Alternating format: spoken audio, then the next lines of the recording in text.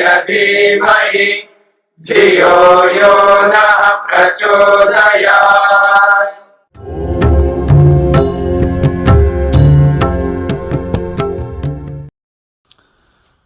ओम सभी को नमस्ते। ओम का उच्चारण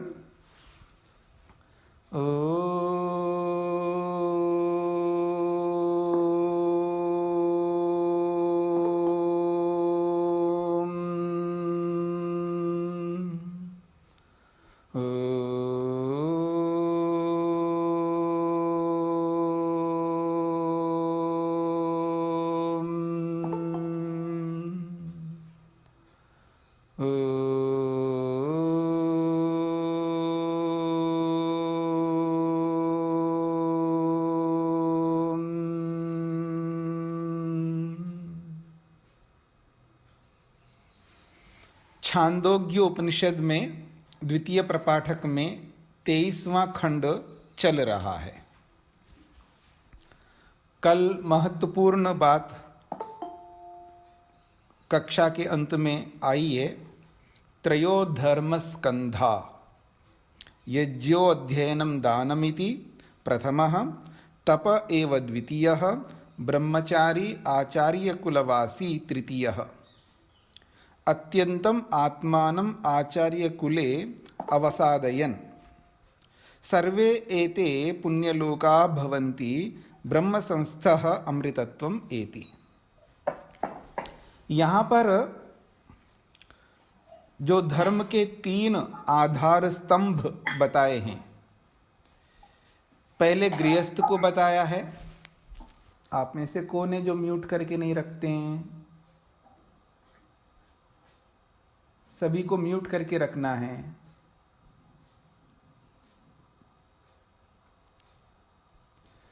तो यहां पर जो बात कही है, धर्म के जो 3 आधार स्तंभ है, गृहस्थी को, वानप्रस्थी को और सन्यासी को। तो यहां जो पहले गृहस्थ को दिया है, उसके बाद वानप्रस्थी को बताया, उसके बाद ब्रह्मचारी को बताया है।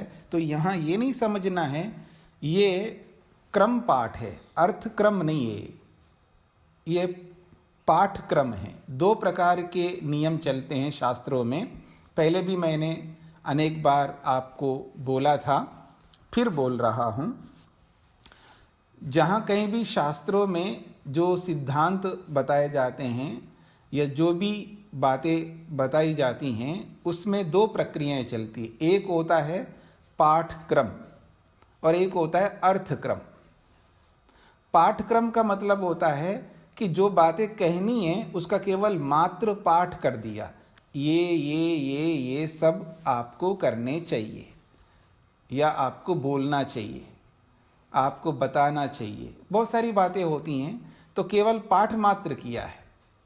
जैसे कोई घर पे अतिथि आ जाए, तो अगर नौकर है तो नौकर को, या घर का ही कोई सदस्य है, उनको हम बोल देते हैं अतिथि आने वाले हैं, आपको उनके लिए पानी रखना है, कमरा तैयार करना है, बाथरूम ठीक करना है, वो करना, ये करने से बहुत सारी बातें उनको बोल देते हैं। जरूरी नहीं है वो क्रम से बोलते हैं, ऐसे बोल देते हैं। बहुत सारी बातें हैं, उनके लिए भोजन भी करना है, उनके लिए बाथरूम भी ठीक करना है। भोजन के बाद बाथरूम की बात बोला जा रहा है, हाँ। बाथरूम के बाद बिस्तर की बात कही जा रही है, बिस्तर के बाद में और कोई बात कही जा रही है। तो एक पाठ कर दी, यानी कुछ बातें उनको कहनी है, निर्देश करना है। अब जो सुनता है उन बातों को, वो अपनी बुद्धि लगा करके उसको जो जो करना है वो क्रम से करता जाएगा। पहले क्या करना, बाद में क्या करना, बीच में क्या करना, इसको कहते हैं पाठक्रम। और दूसरा होता है अर्थक्रम। अर्थक्रम का मतलब है जो अर्थ पहले होना चाहिए उसको पहले रखेंगे, और जो अर्थ को उसके बाद में रखना है उसको बाद में रखेंगे। ऐसे वो अर्थ के अनुरूप, व्यवहार के अनुरूप, जो हमें यथार्थ में जो करना है उसके अनुरूप ही वैसा ही बताएंगे।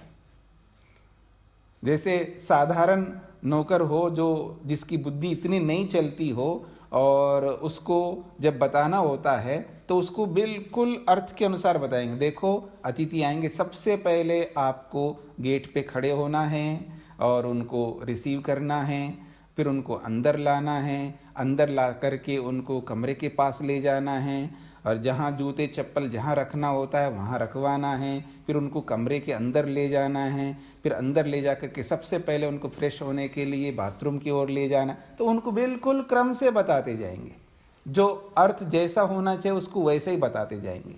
तो दोनों क्रम चलते हैं, अर्थ के अनुरूप, यथार्थ व्यवहार के अनुरूप जो जो क्रियाएं हमको जिस क्रम से करना होता है वो अर्थ के अनुसार ही हम करते हैं, ऐसे ही बोलते हैं। तो किसी को अर्थ के अनुसार बताते हैं, किसी को केवल गिना देते हैं। तो ये हमारे ऊपर निर्भर करता है, बताने वाले के ऊपर किस रीति से बताएं। तो यहाँ पर भी जो यहाँ पर बात कही है, पहले गृहस्थी को बोला, फिर वानप्रस्थी को बोला, फिर ब्रह्मचारी को बोला। तो ये अर्थ के अनुसार तो है ही नहीं है। अर्थ के अनुसार तो पहले ब्रह्मचारी को बोलो, फिर गृहस्थी को बोलो, फिर वानप्रस्थी को बोलो, फिर सन्यासी को बोलो। ये तो अर्थ के अनुसार है। तो यहाँ पाठक्रम कहलाता है ये। तो ये पाठक्रम है। केवल ये जानकारी मैंने आपको फिर दे दी है, इसको बनाए रखिएगा, बार बार आपको दिक्कत ना आए। अब हम आगे बढ़ते हैं कि ये जो धर्म के 3 आधार बताए हैं, ये बहुत महत्वपूर्ण आधार हैं। कोई ये ना सोचे कि केवल यही मुख्य है क्या। तो सन्यास आश्रम जो है वो तो ब्रह्म संस्था है, वो चतुर्थ आश्रम कहते हैं। वो जो कर्तव्य उनके होते हैं वो पूरा करके ही वहाँ जाता है व्यक्ति। जो स्वयं के लिए जो कर्तव्य करने होते हैं वो कर चुका होता है, तब वो उस आश्रम में प्रवेश करता है। तो इस दृष्टिकोण से मुख्य रूप से ये 3 हैं कि व्यक्ति को विद्यार्थी बनकर के विद्या ग्रहण करना है, और विद्या पूर्ण हो जाती है यदि, तो उसको सीधा ही वो सन्यास में जा सकता है। विद्या पूरी नहीं कर पाया अथवा करने का सामर्थ्य नहीं है तो फिर पड़ाव लेता है, थोड़ा विश्राम करता है, उस मार्ग में आगे बढ़ने के लिए फिर गृहस्थ में प्रवेश करता है। तो गृहस्थ को पूरा करके उनको वहां से निकलना ही होता है तो वानप्रस्थ में प्रवेश करता है, और वानप्रस्थ से सन्यास में तभी प्रवेश करेगा जब वो विद्या पूरी हो जाए उसकी। तो इसलिए 4 आश्रमों में 2 आश्रम अनिवार्य है जिसमें प्रवेश करना ही करना है। पहले भी बता चुका हूं, ब्रह्मचारी हर व्यक्ति को बनना है, विद्यार्थी प्रत्येक व्यक्ति को बनना, विद्या अध्ययन करना अनिवार्य है, उसमें कोई विकल्प नहीं है। प्रत्येक व्यक्ति को ब्रह्मचारी बनना ही बनना है। और ब्रह्मचारी बनने के बाद में फिर दूसरा आश्रम जब आएगा, गृहस्थ आश्रम, तो उस गृहस्थ आश्रम में प्रत्येक व्यक्ति को जाना अनिवार्य नहीं है। यदि योग्यता बनी है गृहस्थ की तो गृहस्थ में जाएगा, यदि योग्यता बनी है कि सन्यास की तो सन्यास में जाएगा। यदि न तो सन्यास आश्रम में प्रवेश करने की योग्यता बनी, न गृहस्थ आश्रम में प्रवेश करने की योग्यता बनी। हाँ, याद रखना, हर व्यक्ति की गृहस्थ में जाने की योग्यता नहीं बनती है। आजकल के सिस्टम को मत देखिए, आजकल के सिस्टम में तो अलग स्थिति है कि बच्चा बड़ा हो गया जी, नौकरी लग गई जी इसकी, बस कर दो शादी, इसकी उम्र हो गई जी, अब कब तक रखेंगे इसको, कोई बात नहीं, नौकरी जब मिलेगी मिलेगी, अब 35 साल का हो रहा है, अब तो कर लो शादी, कर दो, कर दी शादी। नौकरी लगी, व्यापार चल पड़ा तो शादी कर दो, ये हो गए तो शादी कर दो। तो आजकल तो उम्र को, उसके नौकरी को, उसके व्यापार को, हाँ, उसके मकान को, उसके बैंक बैलेंस को देख कर के शादी करते हैं। ये आजकल का सिस्टम है। और प्राचीन परंपरा में यदि गृहस्थ में जाने की योग्यता बनी तो जाएगा, नहीं तो ब्रह्मचारी बना रहेगा। जीवन भर बिना शादी किए रहे। गृहस्थ आश्रम कोई खेल नहीं है, हर कोई गृहस्थ आश्रम में नहीं जा सकता, योग्यता बनानी पड़ती है उसमें जाने के लिए। तो इसलिए वो योग्यता बना करके फिर गृहस्थ में जाता है। तो गृहस्थ आश्रम में जाना अनिवार्य नहीं है, योग्यता आने पर गृहस्थ में जाएगा। अथवा संन्यास आश्रम में जाना, हर कोई यूं संन्यास आश्रम में भी नहीं जा सकता, उस गृहस्थ आश्रम से भी बहुत अधिक योग्यता चाहिए उसमें प्रवेश करने के लिए। वो योग्यता मिली तो जाएगा। तो गृहस्थ आश्रम में जाना अनिवार्य नहीं है, ब्रह्मचर्य आश्रम में जाना प्रत्येक व्यक्ति के लिए अनिवार्य है, और गृहस्थ में जाने के बाद में वानप्रस्थ में जाना अनिवार्य है, वहाँ कोई विकल्प नहीं है। इच्छा होगी तो जाएंगे, नहीं तो नहीं जाएंगे, नहीं चलेगा। सबको वानप्रस्थ में जाना अनिवार्य है, और वानप्रस्थी से फिर सन्यास में जाना अनिवार्य नहीं है। योग्यता बनी तो सन्यास में जाएंगे, सन्यास की योग्यता नहीं बनी तो जीवन भर वानप्रस्थी बन करके रहेंगे, ये नियम है। तो इस दृष्टिकोण से ये बहुत महत्वपूर्ण आश्रम व्यवस्था को लेकर के यहाँ पर बात कही है। तो इन सारे धर्मों का पालन यदि हम लोग नहीं करेंगे, जितना भी अधिक से अधिक करना है, मैं ये नहीं कहना चाह रहा हूँ कि मैं 100% पालन कर रहा हूँ तो आपको भी करना है, अधिक से अधिक हमको करना है, क्योंकि आज वैसा परिवेश नहीं है, ना वैसी विद्या नहीं है, ना वैसा जो कुछ भी है, कमियां सब में हैं। मेरे में भी है, व्यवस्था में भी है, राजा में भी है, प्रजा में भी है, सबके अंदर कमियां हैं। उन कमियों को थोड़ी देर के लिए अलग हम लोग रख लें, लेकिन जो जो हमारे पास योग्यता जिस जिसकी है, उस योग्यता का प्रयोग उपयोग हम सबको करना चाहिए। अगर नहीं करते हैं तो उस योग्यता का होना व्यर्थ है, ये मेरा कहने का अभिप्राय है। चाहे वो कोई भी योग्यता हो, पढ़ने की योग्यता हो या पढ़ाने की योग्यता हो, या देने की योग्यता हो या लेने की योग्यता हो, समझने की योग्यता हो, समझाने की योग्यता हो, सुनने की योग्यता हो, सुनाने की योग्यता हो, जितनी भी योग्यता है हमारे में, उन योग्यताओं का यदि हम प्रयोग नहीं करते हैं, होकर के भी नहीं करते हैं, तो हम जैसे दुर्भाग्यशाली दुनिया में और कोई नहीं हो सकता। और जिस मार्ग को, जिस उद्देश्य को और जिस ईश्वर को, जिन वेदों को हम समझ करके चल रहे हैं और उसके लिए हम कुछ ना करें, तो हम सबसे अधिक दुर्भाग्यशाली होंगे। यदि कर लेते हैं तो हम सबसे अधिक सौभाग्यशाली बनेंगे। तो सौभाग्यशाली बनना या दुर्भाग्यशाली बनना हमारे हाथों में है। तो आगे बढ़ते हैं। तो प्रजापति लोकान अभ्यतपत तेभ्य अभितप्तेभ्य त्रयी विद्या संप्रास्रवत ताम अभ्यतपत तस्या अभितप्तायाः एतानि अक्षराणि संप्रास्रवन्तः भूः भुवः स्वः इति। बहुत बड़ी बात कही गई। कहा जा रहा है प्रजापति, प्रजा का जो पति, प्रजा का जो मालिक, प्रजापति परमपिता परमात्मा को कहते हैं, जो कि सृष्टि करता है। और प्रजा शब्द जो है मनुष्यों के लिए भी आता है और जड़ वस्तुओं के लिए भी आता है। प्रजा शब्द जो है ना, बहुत महत्वपूर्ण है।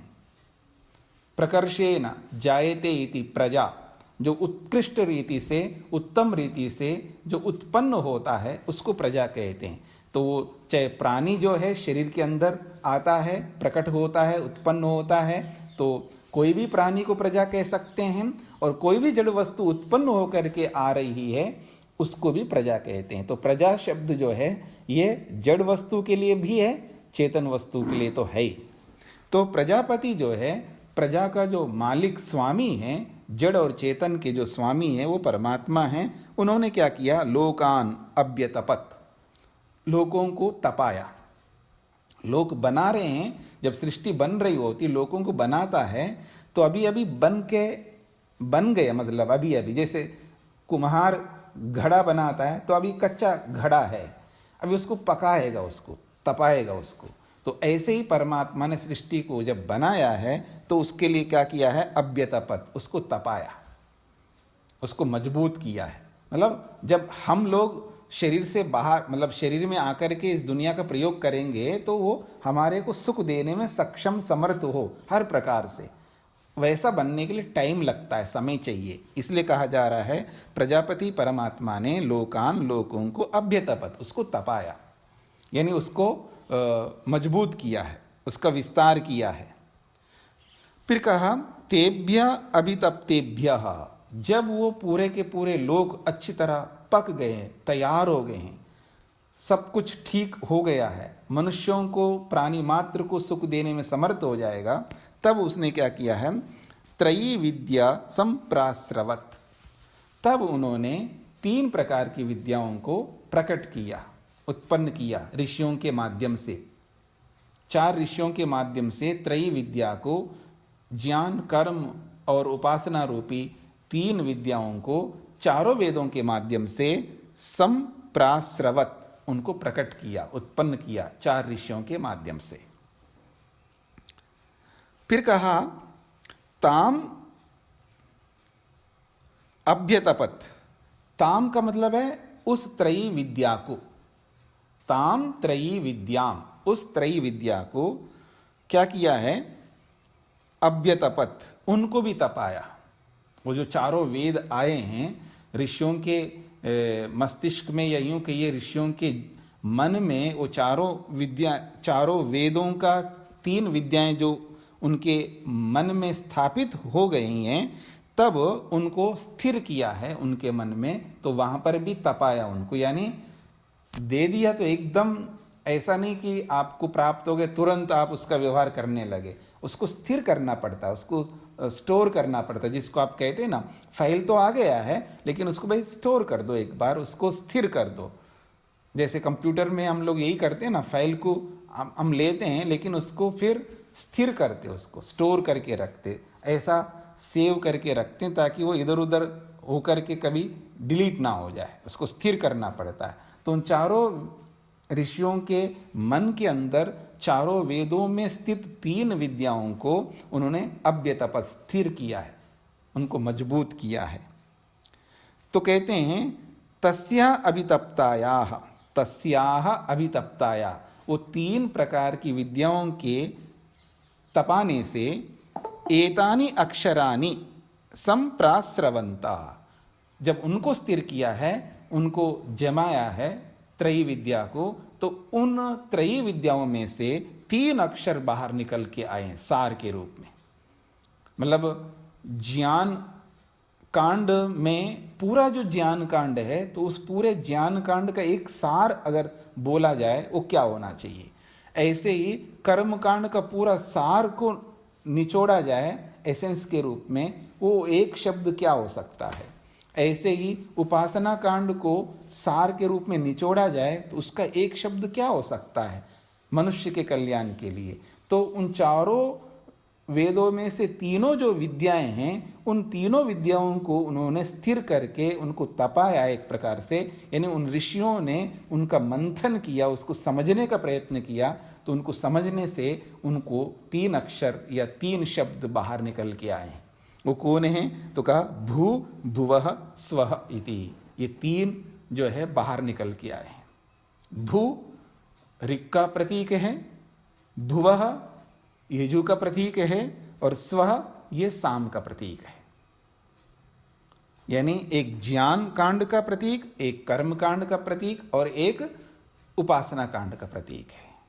ये 3 ही क्यों निकला, तो ये मन में आ सकता है, क्योंकि पहले भी ये बात आई थी कि ये जो व्याहृतियां हैं, व्याहृतियां कहते इसको, ये वो व्याहृतियां हैं जिनको विशेष रूप से स्तुति की जाती, जिसके माध्यम से विशेष रूप से परमात्मा को जाना जाता है। तो जितना इनसे विशेष रूप से परमात्मा को जाना जाता है, उतना और कोई व्याहृति नहीं है, इसलिए इनको 3 महाव्याहृतियां बोलते हैं इनको। वैसे तो 7 व्याहृतियां हैं, लेकिन उन 7 में से ये जो 3 हैं, इनको महाव्याहृति नाम से बोलते हैं महर्षि स्वामी दयानंद सरस्वती, क्योंकि इनके माध्यम से बहुत अधिक ईश्वर के गुणों को आत्मसात किया जाता है, यानी ईश्वर को समझने का एक बहुत बड़ा आधार है मनुष्य के लिए। इसलिए कहा भूरिति वै प्राणः, भुवरित्यपानः, स्वरिति व्यानः।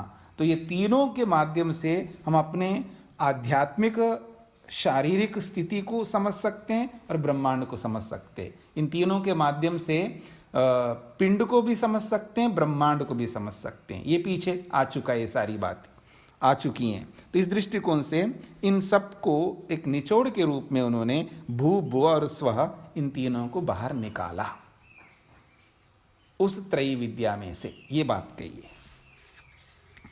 तो सार यही है कि परमात्मा ने जब सृष्टि बनाई है, सृष्टि बना करके उनको स्थिर किया है, स्थिर करके फिर जब वो पूरा काम हो गया तब जा करके शांति से 4 ऋषियों को 3 विद्याओं से संबंधित 4 संहिताओं का बोध कराया है उनके मन में। फिर उनका बोध ग्रहण करके 4 ऋषियों ने उनका मंथन किया है, उसको आत्मसात किया है, तो उनको उनमें से सार के रूप में परमात्मा के विशिष्ट गुणों को उन्होंने भू, भुवा और स्व के रूप में प्रकट किया है। ये इसका अभिप्राय है। आगे बढ़ते हैं। अब इन तीनों को भी और तपाएंगे। मान लो इन तीनों को भी और मंथन करेंगे, मनन करेंगे, इन पर विचार करेंगे तो और क्या आएगा? तो कहते हैं तानि अभ्यतपत तेभ्यः अभितप्तेभ्यः ओंकारः संप्रास्रवत् तद यथा शंकुना सर्वाणि पर्णानि संतृणानि एवं ओंकारेण सर्वा वाक् संतृणः ओंकार एव इदं सर्वम ओंकार एव इदं सर्वम। बहुत अच्छी बात कही है। कहते हैं तानि अभ्यतपत, तानि उन तीनों अक्षरों को, अक्षर शब्द जो है नपुंसक लिंग है इसलिए अक्षरानि, तानि कहा, तो तानि उन व्याहृति रूपी अक्षरों को, अक्षर का अर्थ यहाँ पर शब्द है, याद रखना, क्योंकि भू शब्द है, भुवः शब्द है और स्वः शब्द है, तो यहाँ अक्षर शब्द से बोला है, तो शब्द को भी अक्षर कहते हैं और एक वर्ण को भी अक्षर कहते हैं। तो कहते हैं तानि उन तीनों अक्षरों को, उन तीनों पदों को अभ्यतपत परमात्मा ने और तपाया, अर्थात उनका बहुत अधिक मंथन किया उन्होंने उनको, क्योंकि भू भुव स्वः को उन्होंने निचोड़ के रूप में ग्रहण किया है ऋषियों ने, तो उनको भी लेकर के तो विचार करेंगे, उनका भी मंथन करेंगे, उनका भी अवलोकन करेंगे ऋषि, तो उनको एक प्रकार से अभ्यतपत तपाया। उससे क्या होगा? तेभ्य अभितप्तेभ्य, उन तपे हुए उन तीनों अक्षरों से ओंकारः, ओंकारः संप्रास्रवत, ओंकार निकल के आया, यानी उन तीनों में से ओंकार प्रकट हो गया है, यानी ओम ये प्रकट हुआ है, यानी ओम एकाक्षर जो है वो प्रकट हुआ, यानी तीनों अक्षरों का एक सार के रूप में एक अक्षर प्रकट हुआ जिसका नाम है ओम। फिर कह रहे हैं तद यथा, जैसे कि इस बात को समझने के लिए एक उदाहरण दे रहे हैं। तद यथा, जैसे कि शंकुना सर्वाणि पर्णानि संतृणानि। शंकु जो है ये उसको कहते हैं जो डंठल होता है, या यूं कहिए जो नाड़ियां होती ना, जैसे हमारे शरीर में नाड़ियां बहुत, शरीर में सब जगह फैली हुई है, बहुत सूक्ष्म जाल है, रक्त वाहनियाँ, वो रस वाहनियाँ, ज्ञान वाहनियाँ, ऐसे बहुत सारे नसें हैं हमारे शरीर के अंदर। वैसे ही इस शंकु को उसी प्रकार कहते हैं, एक ऐसा जैसे शरीर में एक पूरा एक शरीर है और इस शरीर के अंदर बहुत सारी नाड़ियाँ हैं, ऐसे ही डंठल है। फिर उस डंठल में बहुत सारे उसकी नस नाड़ियाँ हैं, अलग अलग रसों को पहुंचाने के लिए उस डंठल के अंदर, तो उसको कहते हैं शंकु। तो कहते हैं तद्यथा, जैसे कि शंकुना, शंकु से यानी डंठल से, सर्वाणि पर्णानि, सारी पत्ते, मतलब जितनी भी पत्ते हैं वो सब के सब पत्ते, संतृणानि संलग्न रहते हैं। संतृणानि का मतलब है उनके साथ जुड़े रहते, उस डंठल के साथ में सारी पत्ते जो हैं वो लगे रहते हैं, लगी रहती हैं।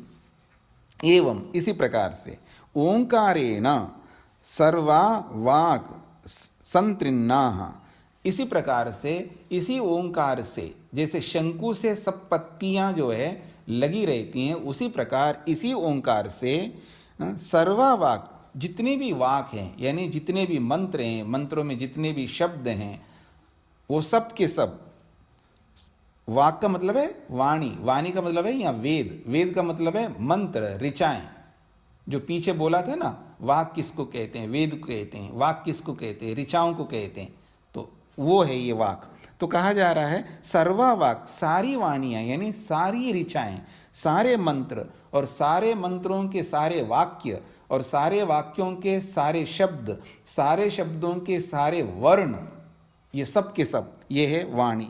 ये जो है संतृण्णा, वो भी संलग्न है उस ओंकार के साथ, वो व्याप्त हैं, जुड़े हुए हैं सब के सब। ओंकारः एव इदम, ये जो कुछ भी आपको दिखाई दे रहा संसार में, यानी संसार रूपी ब्रह्मांड है, चाहे वो पिंड हो या ब्रह्मांड हो, ये सब कुछ ओंकार एव इदम, ये सब कुछ ओंकार ही है, अर्थात ओंकार मय है। हाँ, दोनों में अंतर है। ओंकार ही का मतलब है ये ही ओंकार है, ब्रह्मांड को ही परमात्मा मान लो ऐसा नहीं है, पिंड को ही परमात्मा मानो ऐसा नहीं है। ये ओंकार एव मतलब ओंकार मय है, यानी ओंकार से युक्त है, ये भाषा शैली है। तो कहा जा रहा है ओंकार एव इदम, इदम यद किंचित पश्यन्ति भवन्ता, जो कुछ भी आप देख रहे हैं, इदम सर्वम जगत, ये पूरा का पूरा जगत, जड़ या चेतन जगत या पिंड रूपी जगत कहो या ब्रह्मांड रूपी जगत कहो, ये सब कुछ इदम ओंकार एव, ये ओंकारमय है। फिर कहते हैं ओंकार एव इदम सर्वम, दोबारा बोल दिया कि ओंकार एव इदम सर्वम, ये बस मानो ये ओंकार स्वरूप है या ओंकार से युक्त है, ये सार निकाला है जी उन्होंने अंत में आकर के। फिर कहा जा रहा है, इसका सार बता देता हूं तीसरे श्लोक का, कि सार ये है कि भू भुव और स्वः, जब इस भू भुव स्वः का जब विषय बना करके ध्यान करेंगे आप, कोई भी उसकी गहराई में जाएंगे, तो ये 1 दिन 2 दिन 5 दिन 10 दिन में समाप्त होने वाला नहीं है, क्योंकि ये भू भुव और स्व जो है महाव्याहृति है, इसके साथ कितने गुण ईश्वर के जुड़े हुए हैं, तो इसके अंदर प्रवेश करते जाओ करते जाओ करते जाओ, बस अंदर घुसते ही जाओ। हमारे गुरुजी एक बात कहा करते हैं, एक होता है घुसकू और एक होता है खिसकू। हंसा दो आप लोग, थोड़ा हंसा देता हूँ गंभीर बातों के बीच में। तो वो कहते हैं एक है घुसकू और एक होता है खिसकू।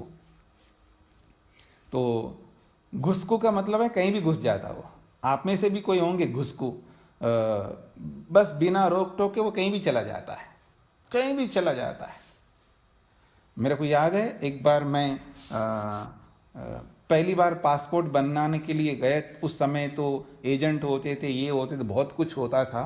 तो कब किससे पकड़ूं वो एजेंट, अब हम तो ब्रह्मचारी के रूप में तो एजेंट को कहाँ से पैसे देंगे, कैसे करेंगे, पर जैसे तैसे करके जोड़ तोड़ करके फॉर्म भर करके, अब ओ लाइन ही लाइन, इतने लाइन, पता नहीं इतनी लाइन लगती थी, और वहाँ पर एजेंटों का बोलबाला होता था, पुलिस लोग वहाँ खड़े रहते थे, लाइन में खड़ा करते थे, लाइन को क्रॉस नहीं करें, क्या करें कैसे करें।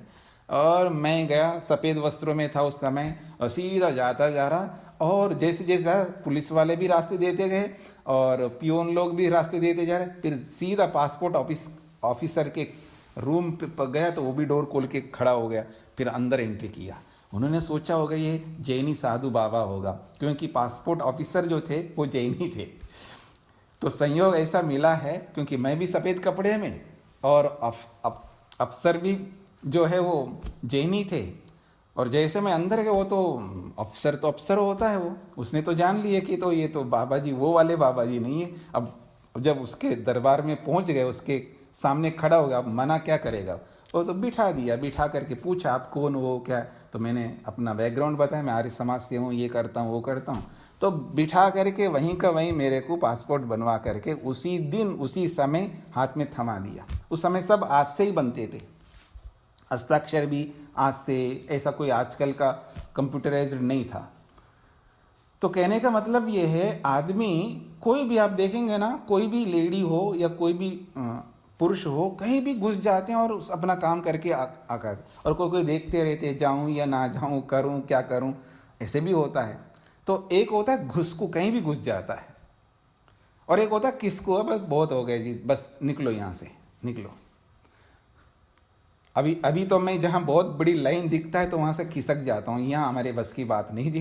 कन्याकुमारी गए तो वहाँ पर बीच में जाना होता है, इतनी लाइन है, हमको कोई जानता नहीं, बहुत बड़ा सेलिब्रिटी तो नहीं हूँ, अब कैसे कह रहा हूँ, इतनी लंबी लाइन, हम तो हमारे बस की बात नहीं। आप लोग देख के आओ, हम बैठे रहेंगे अपनी जगह पर, वो जा कर के घंटों लगा करके देख के आए लोग। तो कहने का अभिप्राय है, कहीं तो खिसको बन जाते हैं, कहीं घुसको बन जाते हैं, हमारी ये स्थिति होती है। लेकिन वास्तव में जब ध्यान में बैठते हैं तब खिसको नहीं बनना, वहाँ घुसको बनना है। ये तभी हो सकता है जब हमारा ज्ञान विशाल हो, बहुत विशाल हो, बहुत अधिक जानकारी हो परमात्मा से संबंधित। विशेषकर जितना ज़्यादा परमात्मा का ज्ञान हमें होगा उतना ही अंदर प्रवेश करते जाएंगे। तो भू, भुव और स्व एक ऐसे तत्व हैं, ऐसे शब्द हैं, इनके अंदर दिनों दिन बस इनका ध्यान कर सकता आदमी, पर उनको समझना पड़ेगा। इसलिए इसको महाव्याहृति शब्दों से बोला है महर्षि ने। तो जब इन तीनों को, जब वो जो अग्नि, वायु, अंगिरा जो ऋषि लोग हैं, वो तो हम लोगों की तरह साधारण तो थे नहीं, उन्होंने भी उसका मंथन किया, अभ्यतपत, यही तो बोला उन्होंने, उनको तपाया है अपने अंदर, उन तीनों महारथियों को, महाव्याहृतियों को अपने अंदर उनको तपा करके फिर सार के रूप में एक अक्षर को बाहर निकाला ना। नहीं जी, इनमें तो सब जगह ओम ही बसा हुआ है, तो तब उन्होंने निकाला वहाँ पर। तो ये जो घुसना है, उसके अंदर प्रवेश करना है, ध्यान यही होता है। इसलिए भगवान के ध्यान में अगर कोई बोर हो रहा है, समझ लेना, बोर का मतलब है उसका मन नहीं लग रहा है, ऊब रहा है, वही शब्द बोल करके, वही संध्या करके, वही मंत्र, वही अक्षर, ऊब जाता आदमी, तंग हो जाता है, तो समझ लेना है बहुत कच्चे हम, यानी हमारा ज्ञान बहुत कम है, हमें ज्ञान बढ़ाना पड़ेगा। इसलिए पीछे पड़ा ना, स्वाध्याय को कभी नहीं छोड़ सकते, कभी भी नहीं छोड़ सकते। तो निरंतर स्वाध्याय करते जाना होगा, जितना अधिक स्वाध्याय उतना अधिक ज्ञान। जब बड़े बड़े लोग ही बोलते हैं कि एक मतलब छोटी सी पुस्तक जो हिंदी में है, सत्यार्थ प्रकाश, उसको एक ने पता नहीं कितने बार पढ़ा होगा। गुरुदत्त विद्यार्थी के बारे में बोला जाता है, उन्होंने 18 बार पढ़ लिया और फिर भी उनको नई बात सामने आती है, क्योंकि हमारी दृष्टि बहुत संकुचित होती है। हम हर अक्षर के ऊपर, हर पद पर, हर वाक्य पर, हर श्लोक पर, हर मंत्र पर ध्यान को बिखेर नहीं सकते। हमारी जो व्याप्ति है ना आँखों की, वो पूरी व्याप्ति नहीं जा पाती है उन सब बातों पर, कभी किसी को पकड़ते हैं, कभी किसी को पकड़ते हैं। तो इसलिए जितनी बार उसको पढ़ेंगे उतना ही अधिक ज्ञान हमको प्राप्त होता जाएगा, चाहे वही मंत्र हो, वही वेद हो, वही अक्षर हो। लोग बोला करते हैं क्या सुनेंगे जी, अरे समाज में यही तो बोलते हैं ईश्वर जी, प्रकृति, बस इसके अतिरिक्त और कुछ है ही नहीं है। अच्छा, आपके पास कोई है कि इसके अतिरिक्त और किसी के पास हो? यानी ब्रह्मांड तो वही ब्रह्मांड है, आत्मा वही आत्मा है, परमात्मा वही परमात्मा है, इसके अतिरिक्त और क्या है चौथी चीज जिसके बारे में बोला जाए? लेकिन समझने वाली बात है, ज्ञान के अंदर प्रवेश करने वाली बात है। एक बात बोल करके मैं आगे बढ़ता हूं, अपूर्ण ज्ञान और पूर्ण ज्ञान, इसको भी थोड़ा समझने का प्रयत्न करिए। ये शब्दों का खेल है ये सारा, यानी ये विकल्प वृत्ति है सब कुछ। मतलब अभी ज्ञान पूरा नहीं हुआ, यानी अधूरी ज्ञान है, अधूरा ज्ञान है, इसको बोध पूरा नहीं हुआ, अधूरा बोध है। तो ज्ञान पूरा क्या होता है और अधूरा क्या होता है? ज्ञान तो ज्ञान ही होता है। अब मान लीजिए आजकल तो ब्लैक बोर्ड तो यूज नहीं करते, व्हाइट बोर्ड यूज करते हैं। व्हाइट बोर्ड के ऊपर अब चौक तो है ही नहीं, आजकल पेन होता है। हाँ, पेन को पकड़ो और व्हाइट बोर्ड के ऊपर एक किनारे से एक किनारे तक एक लाइन खींचते जाइएगा। बोर्ड जहां स्टार्ट होता है वहां से लेके एंड तक एक लाइन पूरा खींचिएगा। तो जहां स्टार्ट होता है वहां पर आज हम बैठे हुए हैं, और वो जो बोर्ड है वो जहां एंड होता है वहां तक पहुंचना है हमको। तो वो जो एक लाइन है वो वास्तव में एक लाइन नहीं है, याद रखना। वो जो एक लाइन बोलते हैं वो एक लाइन नहीं है। अब तात्विक रूप से समझने का प्रयत्न करना, तात्विक रूप से समझने का प्रयत्न करना, वो एक लाइन है ही नहीं है, उसमें बहुत सारे डॉट डॉट डॉट डॉट हैं। जो आप अपने चित्र को, अपने फोटो को देखते हैं, वो एक फोटो के रूप में नहीं है, उसमें बहुत सारे डॉट डॉट डॉट हैं। इसलिए जब आप पहले होता था ना, जब फोटो खींचते थे वो रील होता है, फिर एक फोटो के बाद में, आज तो अभी फोटो खींच के अभी दे देते हैं, उस समय तो रील पूरा जब तक नहीं भरता तब तक आपको फोटो ही नहीं देते, कई दिन लगते थे। तो आप देखेंगे कि एक चित्र के पीछे बहुत सारे उसमें रहते हैं। जैसे आप पिक्चर के पहले तो अब तो टेक्नोलॉजी इतना बढ़ गया है कि डिजिटल हो गया, अब तो स्मार्ट वाले आगे पता नहीं और कहाँ तक आ गया है। उस समय तो बड़े बड़े रील, पिक्चर के रील होते थे, उसमें एक ही चित्र यानी एक ही सीन जो है ना, अनेक फोटो उसके होते हैं। तो एक एक डॉट डॉट है वहाँ पर, वो एक लाइन नहीं है, वो एक एक छोटे छोटे सूक्ष्म अंश हैं, और एक एक सूक्ष्म अंश वो जो है एक पूरा है, परिपूर्ण है, वो अपने आप में वो पूरा है। अपने आप में वो एक डॉट जो है, एक बिंदु जो है, वो अपने आप में पूरा है। फिर उसके साथ दूसरा जोड़ते हैं, उसके बाद तीसरा जोड़ते हैं, ऐसे करते करते करते करते तब जाके एक पंक्ति बन जाती है। तो जो एक डॉट है वो अपने आप में पूरा है। तो ठीक इसी प्रकार से आज जो हमें ईश्वर का जो भी जानकारी है वो पूरा है उतने अंश में, पर उतने जानकारी से काम नहीं चलेगा, एक और ऐड करना पड़ेगा, और जानकारी दूसरी, फिर तीसरी, ऐसे चौथी, ऐसे 10वीं, 50वीं, लाखवीं, करोड़, इतने सारे ज्ञानों को जोड़ना है। तब उन सबको जोड़ेंगे तो वो ज्ञान पूरा। अब इसका ज्ञान पूरा हो गया, पहले अधूरा नहीं था, लेकिन बहुत सारी जानकारियां नहीं थी, अब वो पूरी जानकारियां हो चुकी हैं। अब ज्ञान की कोई कमी नहीं रही है, जितनी जानकारी होनी चाहिए सारी जानकारियां आ चुकी है। वो अलग अलग जानकारियां हैं, वो एक जानकारी नहीं है। तो तब जाकर के उसको कहते हैं पूर्ण विवेक, पूर्ण ज्ञान। वो एक ही ज्ञान अधूरा था, आधा था, अब पूरा हो गया, ऐसा नहीं है। पहले वाला ज्ञान भी पूरा है और आज भी ज्ञान जो हुआ वो भी पूरा है, लेकिन अनेक ज्ञानों को मिलाने पर हम निर्णय पर आ जाते हैं कि हाँ ये ऐसा ही है, उसमें कोई परिवर्तन नहीं होगा। तो जब वो वाला अंतिम ज्ञान जब तक नहीं होता है तब तक वो उसको विवेक नहीं माना जाएगा। अभी आप चल रहे हो, जैसे कोई भोजन बनाने वाला पाचक, कुक जो है भोजन बना रहा होता है, भोजन बना नहीं है, अभी तो सब्जियां ला रहा है। क्या कर रहे हो जी? भोजन बना रहा हूं। अरे भाई तू सब्जी तो अभी ला रहे हो, सब्जी ला रहा है, किचन में ले जा रहा है, क्या कर रहे हो जी? खाना बना रहा हूं। अभी काटा भी नहीं है, खाना बना रहा हूं, खाना बना रहा हूं। और जब तक वो खाना बनकर के तैयार नहीं होता तब तक बना ही रहा होता है वो। तो जब बनकर के तैयार होता तब वो खाना पूरा हुआ है। तो पहले भी वो सब्जी लाना भी अपने आप में पूरा है, और बनकर के आगे तब भी वो पूरा है। लेकिन अनेक क्रियाओं को मिलाकर के एक क्रिया के रूप में मोटे तौर पर बोलते हैं। अनेक क्रियाओं को मिलाकर के एक क्रिया मान लेते हैं, ऐसे ही अनेक ज्ञानों को मिलाकर के एक ज्ञान मान लेते हैं, ये मोटा रूप है। ठीक इसी प्रकार अनेक उपासनाओं को मिलाकर के हम एक उपासना मान लेते हैं। चाहे वो ज्ञान हो, चाहे वो कर्म हो, चाहे उपासना हो, ये सब ऐसे ही हैं। इन बातों को भी दिमाग में बिठा करके चलना चाहिए। तो आइए आगे बढ़ते हैं। क्या बोल रहा था मैं? तो भू, भुव और स्वहा, इनको हृदयंगम करके ऋषियों ने एक ओंकार को, एकाक्षर ब्रह्म को उन्होंने प्रकट किया। उन्होंने क्या प्रकट किया? यानी ईश्वर ने स्वयं अपने आप को उनके माध्यम से प्रकट कराया, वो एकाक्षर ब्रह्म है। यहां तक हम पहुंच गए, आगे बढ़ते हैं। ब्रह्मवादिनो वदन्ति यद वसूनां प्रातः सवनं रुद्राणां माध्यन्दिनं सवनं आदित्यानां च विश्वेशां च देवानां तृतीय सवनम। बहुत महत्वपूर्ण बात आई है। कहा जा रहा है ब्रह्मवादिनः वदन्ति, ब्रह्म को जानने वाले, वदन्ति कहते हैं। क्या कहते हैं? यद वसूनां प्रातः सवनम, वसु ब्रह्मचारी, रुद्र ब्रह्मचारी और आदित्य ब्रह्मचारी, इस प्रकार से 3 प्रकार के ब्रह्मचारी होते हैं मुख्य रूप से। वैसे और भी हैं इसमें, लेकिन मुख्य रूप से ये 3 प्रकार के ब्रह्मचारियों को बोला जाता है। एक वसु ब्रह्मचारी होता है, एक रुद्र ब्रह्मचारी होता है, और एक आदित्य ब्रह्मचारी होता है।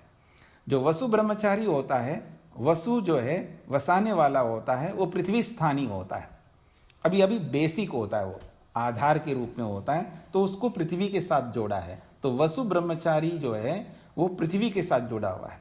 रुद्र ब्रह्मचारी जो है वो बहुत कुछ कर लिया होता है, अब थोड़ा उड़ने लगता है तो वो आकाश तक पहुंच जाता है, तो उसको कहते हैं रुद्र ब्रह्मचारी, वो अंतरिक्ष स्थानीय होता है।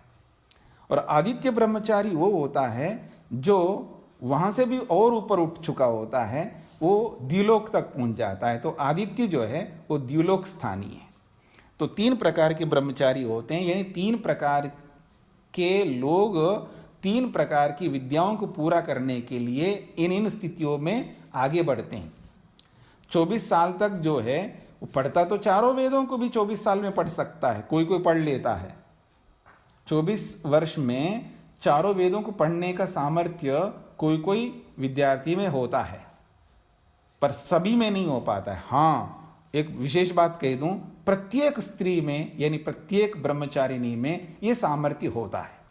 भगवान ने शरीर बनाई ऐसे हैं कि 24 साल तक उनका अंतिम लिमिटेशन है, याद रखना, उससे आगे नहीं रह सकती हैं।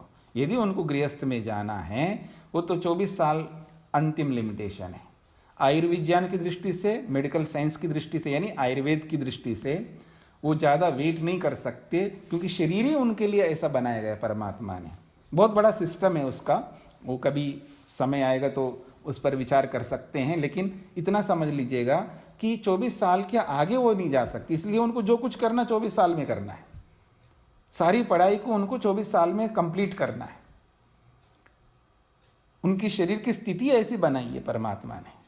और पुरुष के लिए वो उसके लिए बहुत टाइम है, इसलिए वो आलसी प्रमादी होता है शायद, इसलिए वो थोड़ा कम पकड़ता होगा, तो इसलिए उसको 48 तक चलेगा। जो काम, जो चीज, जो वेद, जो विद्या जो पुरुष शरीर में रह करके 48 साल में जाकर के वो पढ़ता है, उसको 24 साल में यानी उसके आधे समय में स्त्री पढ़ लेती है। ऐसे ही स्त्री को दर्जा नहीं दिया है, याद रखना। केवल आप स्त्री हो इसलिए आपकी उत्तम ऊंची दर्जा, ऐसा नहीं है। यत्र नार्यस्तु पूज्यन्ते रमन्ते तत्र देवता। नारी को जो प्रथम स्थान दिया है, माँ को जो प्रथम स्थान दिया है, उसके पीछे बहुत बड़े रहस्य हैं।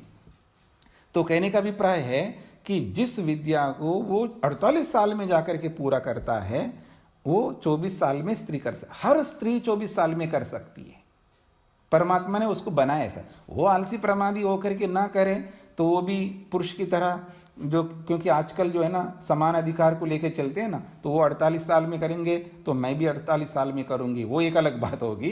कहने का अभिप्राय यह है कि कर सकती हर स्त्री, पर हर पुरुष नहीं कर सकता है 24 साल में। कोई कोई करता है, जो पीछे के संस्कारों को लेके आता है, जल्दी पढ़ करके 24 साल में कंप्लीट कर सकता है, नहीं तो आदमी को बहुत लंबा टाइम लगता है।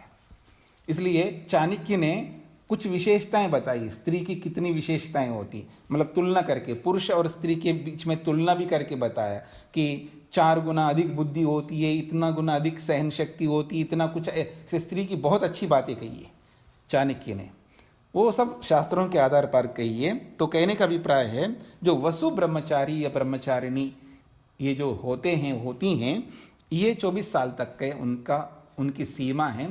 तो पृथ्वी स्थानीय होते हैं, वो आधार होता है। तो पृथ्वी स्थानीय होकर के वसुत्व को प्राप्त करके बसाने का, यानी विद्या को अपने अंदर बसाना होता है, उनको स्थापित करना होता है, इसलिए उनका नाम वसु रख दिया है। और वो प्रातः सवनम ये यागों में 3 सत्र होते हैं, 3 सवन होते हैं, 3 बार करके उस याग को पूरा करते हैं। जो प्रातःकाल उस याग को करते हैं उसको प्रातः सवन कहते हैं। फिर प्रातःकाल के बाद में माध्यम दिन सवन कहते हैं, जो भोजन के बाद में फिर उसको करते हैं। फिर उसके बाद में जो तृतीय सवन जो होता है वो दोपहर बाद का होता है, सायंकाल होता है।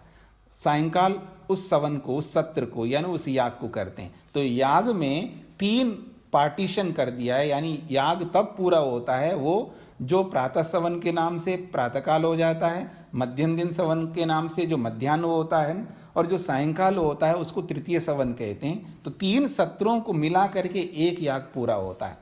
ये बड़े बड़े जो याग होते हैं, चाहे सोम याग होता है, राजसू याग होता है, अश्वमेध याग होता है, ऐसे बड़े बड़े यागों में ये सत्र होते हैं अलग अलग। तो उनके साथ भी जोड़ा है, क्योंकि वहाँ पर भी वसुत्व, रुद्रत्व, आदित्यत्व, क्योंकि वेद तो वही है। क्योंकि ये जो बड़े बड़े याग किए जाते हैं ये श्रोत याग कहलाते हैं, यानी श्रुति से सीधा कनेक्टेड होते हैं, यानी वेदों से साक्षात ये वेद जुड़े हुए होते हैं, वेदों में इनका वर्णन किया हुआ होता है और वही वेद मंत्रों को लेकर के ही उनको याग करना होता है। तो उसके लिए इन्होंने ये जो गणित बिठाई है ब्रह्मचारी को वसु के साथ में और उस वसु ब्रह्मचारी के साथ में प्रातः सवन के साथ में, उसमें उसी से संबंधित उसी जैसे मंत्र होंगे, पृथ्वी स्थानीय मंत्र होंगे और उन मंत्रों को बोलने वाले जो ऋत्विक होते हैं वो उसी हिसाब से बोलते हैं, उसी को ध्यान में रख करके, वसुत्व को ध्यान में रख करके, वसु देवता को ध्यान में रख करके ये सारी बातें वहाँ पर चलती यज्ञ में।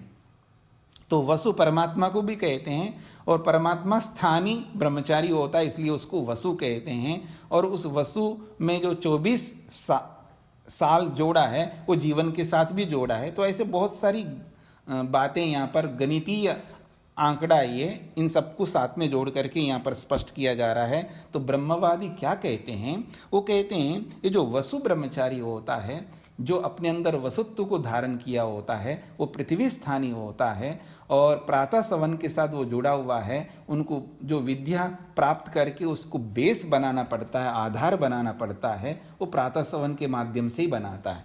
तो इसलिए कहा जा रहा है वसुनाम प्रातः सवनम। तो वसु ब्रह्मचारियों के लिए या वसु देवता को अपनाने वाले जो यजमान होते हैं, जिस याग को करने वाले, उन यजमानों के लिए ये प्रातः सवन है। याग के रूप में तो यजमान होंगे और ब्रह्मचारी के रूप में, विद्या ग्रहण के रूप में वो वसु ब्रह्मचारी होंगे। एक ओर से ब्रह्मचारी अर्थ आएगा और एक ओर से यजमान अर्थ आएगा, तो उनके लिए प्रातः सवन है। फिर कहा रुद्रानाम माद्यन दिनम सवनम। और जो रुद्र ब्रह्मचारी होते हैं ये 36 साल से लेकर के 44 साल तक ये सीमा है उनकी, 36 साल से लेकर 44 साल तक, यानी कोई 36 साल में भी कर सकता है, कोई 40 साल में भी कर सकता है, कोई 44 साल में कर सकता। तो 36 से लेकर 44 तक जो आयु के जो विद्यार्थी विद्यार्थिनी होते हैं उनको रुद्र ब्रह्मचारी कहते हैं, क्योंकि उनके अंदर एक बेस बन चुका होता है, फिर वो रुद्र में आ जाते हैं। और रुद्र उनको कहते हैं जो रुलाने वाले होते हैं। 11 रुद्र बताए गए हैं, उन 11 रुद्रों में वो सब इंद्रियां और बहुत कुछ उसमें हैं, तो वो सब जो है थोड़ा सा अधिक योग्यता प्राप्त करते हैं। वो वेदों के माध्यम से वो बेसिक उनको आ चुका है, थोड़ा सा परिपक्वता लाते हैं, उसके अंदर जो एक्सपीरियंस लाते हैं वो लोग, वो रुद्र ब्रह्मचारी कहते हैं। ऐसे यजमान भी वैसा ही होता है, जो मध्यम दिन सवन को करने वाला होता है, वो बेस बना लिया होता है प्रातः सवन में, तो याग से परिचित हो जाता है, क्रियाओं से परिचित होता है और उस क्रियाओं के साथ जो मंत्र होते हैं मंत्रों के साथ परिचित होता है, वो भी पढ़ा लिखा होता है। यजमान ऐसा नहीं होता अंगूठा छाप हुआ और कुछ समझ में नहीं आता, हाँ जी खड़े हो जाओ तो इधर देखिए मेरो, खड़े हो जाता है, हाँ इधर मुंह करो तो उधर मुंह करता है, यहाँ पानी छोड़ो तो वहाँ पानी छोड़ता है, उसको कुछ नहीं पता होता आता पता। और पंडित जो भी होता है उसको क्या आता है क्या नहीं आता वो पंडित ही जाने। वो पंडित बड़े बड़े IAS IPS और बड़े बड़े मुख्यमंत्री, बड़े बड़े जो भी होते हैं, चाहे राजनीतिज्ञ हो चाहे वो शिक्षाविद हो, उसको उठक बैठक कुछ भी करा सकता है वो। जैसे नाई होता है ना, नाई बार्बर, कितना ही बड़ा आदमी उसको अपने गिरफ्त में ले लेता, उसको जो सिर कभी नहीं झुकाता उसको कितनी बार झुका सकता है वो। ठीक है जी, जो सिर कभी किसी के सामने नहीं झुका सकता वो ऐसे आदमी, ऐसे मतलब अहंकार से ग्रस्त व्यक्ति को भी वो निरंकारी बना करके छोड़ सकता है। ठीक है जी, नाई। तो ठीक इसी प्रकार से एक पंडित जो है ना, कितना ही बड़ा आदमी हो उसको अपने गिरफ्त में ला सकता है। तो कहने का अभिप्राय, हंसाने का अभिप्राय ये है कि इतना अंगूठा छाप नहीं होना चाहिए। पढ़ाई लिखाई व्यक्ति को हर प्रकार से करनी चाहिए। केवल भौतिक विद्या ही नहीं है, दुनिया में बहुत सारी विद्याएं हैं और उन बहुत सारी विद्याओं में कम से कम अपने संबंध में आध्यात्मिक विद्या को भी व्यक्ति को जान लेना चाहिए, ताकि अंदर से सुखी हो सके। केवल बाहर से सुखी होने से काम नहीं चल पाएगा, ये मेरा कहने का अभिप्राय है। तो वो माध्यन्दिन सवन को करते हैं रुद्र ब्रह्मचारी या रुद्र नामक यजमान। फिर कहते हैं आदित्यानाम च विश्वेशाम च देवानाम, चाहे वो आदित्य ब्रह्मचारी हो या आदित्य नामक वो यजमान हो, उसके साथ में एक चा कह करके और भी जोड़ दिया है विश्वेशाम देवानाम, और भी जो देव हैं। क्योंकि इस रीति से जो नहीं चल पाते ना, कई लोग ऐसे भी होते हैं कि वो प्रातः सवन नहीं कर पाते हैं, माध्यम दिन सवन नहीं कर पाते हैं। तो कुल मिला करके जिसको कहते हैं ना शामिल बाजा, आप समझते हैं शामिल बाजा को? कई लोग नहीं समझते हो तो बोल दूं, एक आजकल कहीं बारात चल रहे हो तो सब बैंड बजाने वाले बहुत सारे लोग होते हैं उसमें, कहीं 15 लोग, कहीं 20 लोग, 25 लोग, जितना पैसा दो उतने अधिक लोग हो जाते हैं। सबके अपने अपने यंत्र होते हैं, वाद्य यंत्र, सब अपने अपने वाद्य यंत्र को बजा रहे होते हैं। अब एक आदमी ने कहा कि भाई मेरे को भी रोजगार चाहिए, अब क्या करूं? तो उसके लिए अब बैंड वाला जो मुख्य व्यक्ति होता है ना, बेचारा ये गांव से आया है या कहीं से आया है, इसके दीनहीन दुखियारे को देख कर के उसको दया आई है, तू भी जुड़ जाए। उसको भी कपड़े वपड़े बना दिए, सब कुछ है। अब उसको कुछ वाद्य यंत्र बजाना ही नहीं आता है, तो उसको 2 डंडे दे दिए उसको, ठीक है जी, 2 डंडे दे दिए, तो इनको बजाते रहे भाई। और वो डंडे का मतलब कुछ बकायदा कुछ ढंग से बना करके डंडे दे दिए उसको, और सबके बीच में वो भी बजा रहा है। और जो बाराती होते हैं ना, बड़े चालाक होते हैं, बीच बीच में कोई कोई ऐसा आ जाता है। मैं आप लोगों की बातें कर रहा हूँ, मैं कभी बारात में इस तरह का ये सब नज़ारा जो है, जो भी है, तो आप में से कोई ऐसा भी एक होता है कि ये जो बजा रहे हैं ये लोग, इसकी जो आवाज़ है इसकी क्यों नहीं सुनाई दे रही है? और उसके पास जाकर के, भाई तू क्या बजा रहा है? हाँ बजाता हूँ, मैं बजा ही रहा हूँ ना, सबके साथ बजा रहा हूँ ना, देखो ना। नहीं भाई तू रुक, सब लोगों को रोकते हैं, तू बजा के दिखा। अब वो बजाने लगा तो उसका कुछ निकलता ही नहीं है उससे, अब क्या बजाएगा? उसको कुछ आता नहीं है।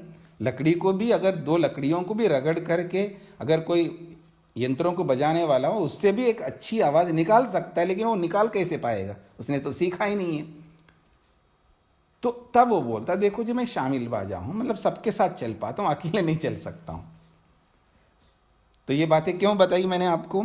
कई बार क्या होता है, प्रातः सवन नहीं कर पाया, माध्यम दिन सवन नहीं कर पाया, वो सिस्टमेटिकली उस तरह नहीं कर पाया, लेकिन कुछ देवत्व तो उसके अंदर है, देने का भाव कुछ ना कुछ रूप में वो देव बन जाता है। कोई कर्म से बन जाता है, कोई किसी से बन जाता है, कोई किसी से बन जाता है। अब ऐसे भी जो भी देव बचे हुए वो सब के सब उस तृतीय सवन में मिल जाओ जी, ताकि कुछ तो आपको कहीं तो रास्ता तय करना होगा ना, कहीं तो जाना पड़ेगा। तो इसलिए कहा जा रहा है विश्वेशाम च देवानम, बाकी और भी जो देव है उन सबको साथ जोड़ दो, तो वो फिर क्या करेंगे? तृतीय सवनम, वो तृतीय सवन यानी अंतिम सत्र को, अंतिम याग को वो करेंगे। तो उसमें यजमान भी होता है, उसमें आदित्य ब्रह्मचारी जो 48 साल तक जो विद्या ग्रहण करता है, बहुत कुछ उसने विद्याएं प्राप्त कर ली होती है। एक प्रकार से वो चारों वेद, चारों ब्राह्मण, चारों उपवेद, सब कुछ, मतलब जितनी विद्याएं उसको पढ़नी चाहिए शाब्दिक रूप से, वो सब पढ़ चुका होता है। वो भी बहुत बड़ी बात होती है। वो चाहे वो आदित्य ब्रह्मचारी हो या अलग अलग सत्रों को, अलग अलग यागों को करते करते करते करते जब वो बहुत उसको एक्सपीरियंस मिलता है यजमान को, फिर वो इस तृतीय सवन को भी करता है, तो वो यजमान भी होता है। और भी अतिरिक्त देवलोग भी होते हैं जो बहुत बड़े महान माने जाते हैं, वो सब लोग मिलकर के तृतीय सवन को, वो सत्र, सत्र का मतलब याग, पीछे यज्ञ के नामों में बोला था ना, सत्र यज्ञ का एक नाम है। सत्र कहो, यज्ञ कहो, याग कहो, एक ही बात है। तो वो यज्ञ, वो याग तृतीय सवन के रूप में जो सायंकाल जो किया जाता है उसको वो करते हैं। तो ये बात यहाँ पर जोड़ा है, क्योंकि इन सब यागों में या इन ब्रह्मचारियों के नाम से, चाहे वो वसु ब्रह्मचारी, रुद्र ब्रह्मचारी, आदित्य ब्रह्मचारी के रूप में बोल करके विद्या के साथ जोड़ा है, यागों को जोड़ करके भी विद्या के साथ जोड़ा है। क्योंकि ये जो चारों वेदों की जो विद्या है, 3 प्रकार की विद्या, ज्ञान कांड के रूप में, कर्म कांड के रूप में और उपासना कांड के रूप में, इन तीनों विद्याओं को त्रयी विद्या के नाम से बोला जाता है। तो ये त्रयी विद्या 2 प्रकार से हमें ग्रहण करनी होती है। इस बात को लेकर के यहाँ स्पष्ट किया जा रहा है। एक वो बात है जो थ्योरिकली है, जो शाब्दिक रूप में है, थ्योरी जो पढ़ते हैं हम लोग, उस थ्योरी के रूप में भी हमें पढ़ना चाहिए और क्रियात्मक रूप भी उसको लाना है, प्रैक्टिकल में भी लाना है उसको। तो यज्ञ याग आदि के माध्यम से वो क्रिया रूप करके दिखाते हैं, ये ऐसा ऐसा होता है। ये अलग बात है, वो आज वो परंपरा हमारे बीच में नहीं रही है। तो बस हम इतना समझ सकते हैं। तो क्रियात्मक रूप में वेदों को क्रिया के रूप में समझना हो तो यज्ञ याग आदि के माध्यम से समझा करते थे, क्योंकि सृष्टि विद्या का है पूरे ब्रह्मांड को समझने के लिए। ये याग जो बनाए गए हैं ब्रह्मांड को समझने के लिए, चाहे पिंड को समझना हो या ब्रह्मांड को समझना हो, चाहे वो आत्मा को समझना हो, चाहे वो परमात्मा को समझना हो, इन सब को समझने के लिए सृष्टि ही एक उपाय है। सृष्टि के माध्यम से ही आत्मा परमात्मा को हम समझ सकते हैं, अथवा यज्ञ याग आदि के माध्यम से समझ सकते हैं। तो थ्योरी के रूप में, प्रैक्टिकल के रूप में समझाने के लिए ये सारी बातों को जोड़ करके यहाँ पर स्पष्ट किया गया है। तो इसको इतना ही रखते हैं। अगर आपको कोई प्रश्न हो तो आप पूछ सकते हैं। स्वामी जी ओम। जी हाँ नमस्ते जी हाँ, पहले तमन्ना जी बोलिए। जी। नमस्ते स्वामी जी। नमस्ते जी। स्वामी जी, आप जैसे कि कह रहे हैं कि जो गृहस्थी है उनके लिए आवश्यक है कि वानप्रस्थी होंगे। तो अब जैसे हम गृहस्थी हैं तो हमारे लिए क्या अनुकूल है, इस समय हमें क्या तैयारी करनी चाहिए कि हम वानप्रस्थी के समय पर फिर वानप्रस्थी हो पाए? जी, वो तैयारी है। आज हमें क्या करना चाहिए जी, क्या शुरू कर देना चाहिए? अब आपके बारे में तो मैं नहीं जानता, आपके कितने बच्चे कितने बड़े हैं। तो जी, स्कूल कॉलेज में भी है एक बेटा मेरा, कॉलेज करने वाला है। अच्छा ठीक है। तो अभी उनका निर्माण करना आपका सबसे बड़ा प्रमुख कार्य है।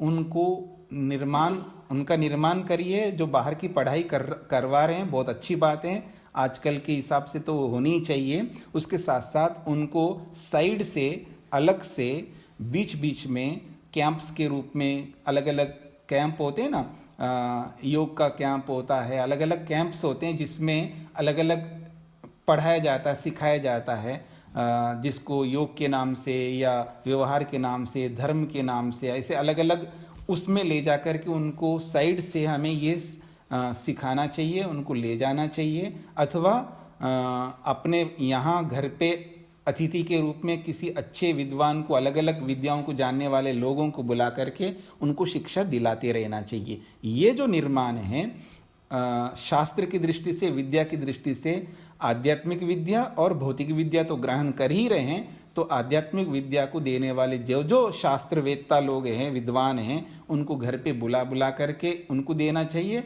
अथवा बच्चों को वहाँ ले जा कर के वहाँ से दिलवाना चाहिए। कभी घर पे कभी वहाँ पर, दोनों ही करना चाहिए। केवल घर में बुला करके करेंगे वो उतना ग्रहण नहीं कर पाएंगे जितना उनको ले जा करके उनके स्थान पे आप ग्रहण करवाएंगे तो वहाँ ज़्यादा लेंगे। तो ये बहुत बड़ा कर्तव्य है जो माता पिता को करना चाहिए। ये मुख्य कर्तव्य आपका, निर्माण करना बच्चों का। और जब निर्माण हो गया और फिर वो अपने पाँव पर खड़े हो गए, उनको सेटल कर दिया, तब फिर विचार करेंगे कि आपको क्या करना चाहिए। ठीक है जी?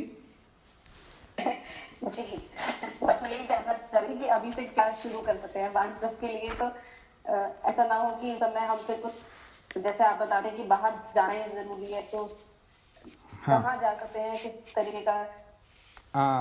अब इसलिए थोड़ा सा कंफ्यूज। हाँ, ऐसा है कि उनका निर्माण करते हुए आपका म्यूट हो गया। मेरा म्यूट कर दिया किसी ने जी। उनका निर्माण करते हुए जो भी आप व्यापार करते हैं, जॉब करते हैं, जो भी करते हैं, उनके लिए करते हुए अपने आप को ना छोड़ें। ये बहुत बड़ी बात होती है। कई बार माँ बाप जो है ना अपने अस्तित्व को खो देते हैं और बच्चों के अस्तित्व को बनाने के चक्कर में अपने आप को भुला देते हैं। तो आप अपने आप को ना भुलाते हुए, अपने अस्तित्व को बचाते हुए, अपने आप को स्ट्रांग बनाते हुए जाइए। अर्थ की दृष्टि से भी, शरीर की दृष्टि से भी, बुद्धि की दृष्टि से भी, हर दृष्टि से।